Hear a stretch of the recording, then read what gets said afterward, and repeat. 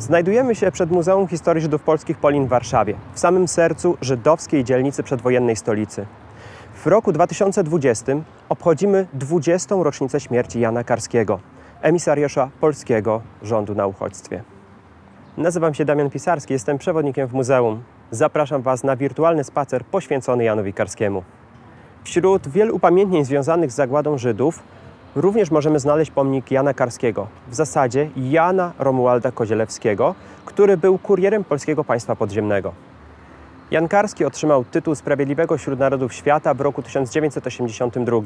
Jest to tytuł nadawany przez Instytut Yad Vashem, znajdujący się w Izraelu, dla osób, które bezinteresownie niosły pomoc Żydom podczas II wojny światowej. Pomnik w Warszawie to jeden z 7 na świecie pomników Jana Karskiego zaprojektowanych w formie ławeczki przez rzeźbiarza Karola Badynę. Inne zobaczyć można na przykład w Tel Awiwie czy Łodzi, miejscu urodzenia Karskiego.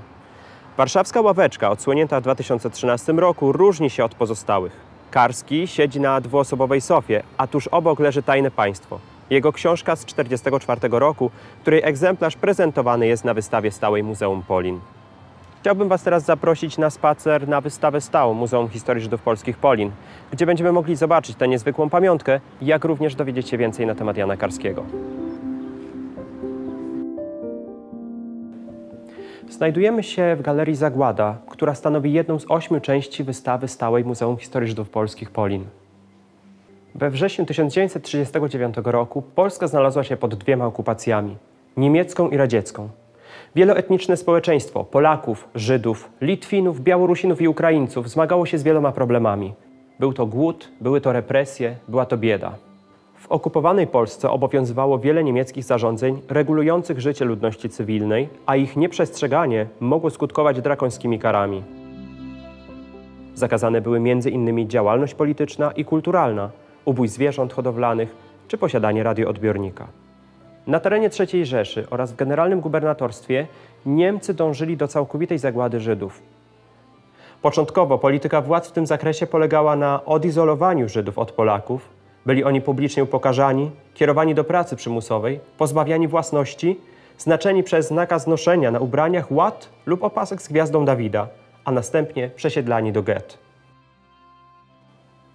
Pierwsze getto zostało utworzone przez Niemców w Piotrkowie już w październiku 1939 roku. Kolejnych blisko 600 dzielnic zamkniętych powstało w 1940 roku i w 1941.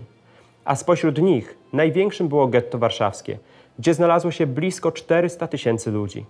Muzeum Polin, w którym jesteśmy, znajduje się na jego dawnym terenie. W tym i innych większych gettach wszechobecne były przeludnienie, głód i choroby. W marcu 1942 roku Niemcy rozpoczęli likwidację gett, czyli masowe wywózki Żydów do obozów śmierci. Zagłada Żydów toczyła się na oczach Polaków, którzy jednocześnie sami poddawani byli terrorowi niemieckiego okupanta. Wielu okazywało Żydom niechęć, niektórzy z nich wrogość. Nieliczni nieśli im pomoc. Każda próba ratowania była wysoce niebezpieczna.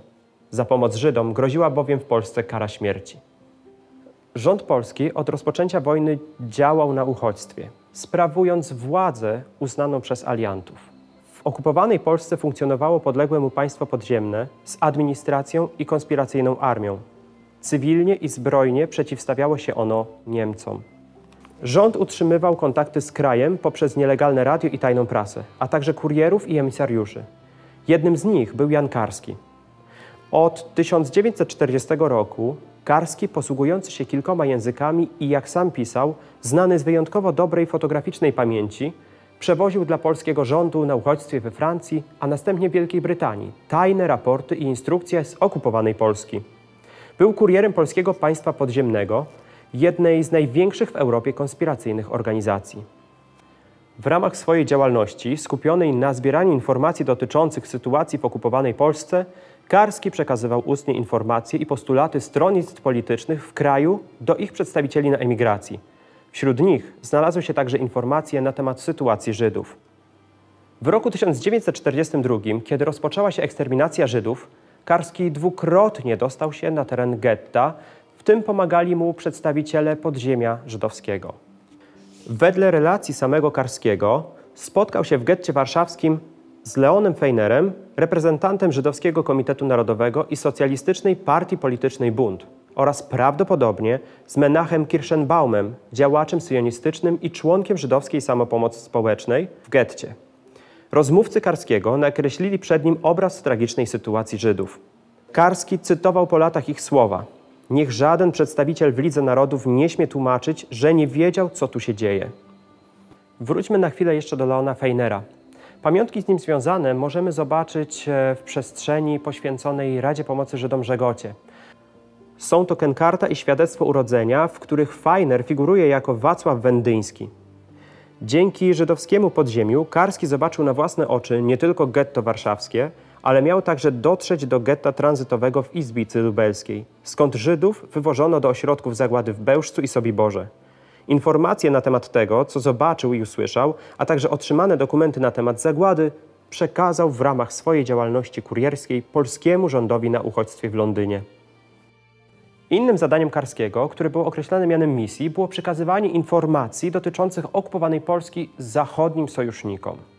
Przede wszystkim o działalności polskiego podziemia i sprawach politycznych związanych z radziecką okupacją kraju. Wśród rozmaitych problemów, które poruszał podczas spotkań z politykami, między innymi brytyjskim ministrem spraw zagranicznych Antonym Edenem i prezydentem Stanów Zjednoczonych Franklinem Delano Rooseveltem, znajdowały się także informacje o zagładzie Żydów. Jesienią 1944 roku w Stanach Zjednoczonych Karski opublikował książkę Story of a Secret State – Tajne Państwo. Wśród opisanych przez niego wojennych przeżyć znalazły się także wspomnienia z wizyty w getcie oraz pobyt w Izbicy Lubelskiej.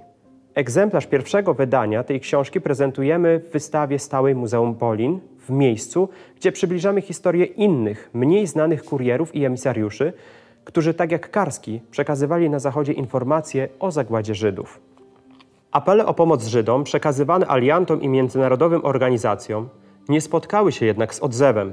Jeszcze w 1943 roku, po upadku powstania w getcie warszawskim, w odruchu rozpaczy wywołanej brakiem reakcji świata na zagładę, przedstawiciel bundu w Radzie Narodowej RP w Londynie, Szmul Zygielbojm, popełnił samobójstwo.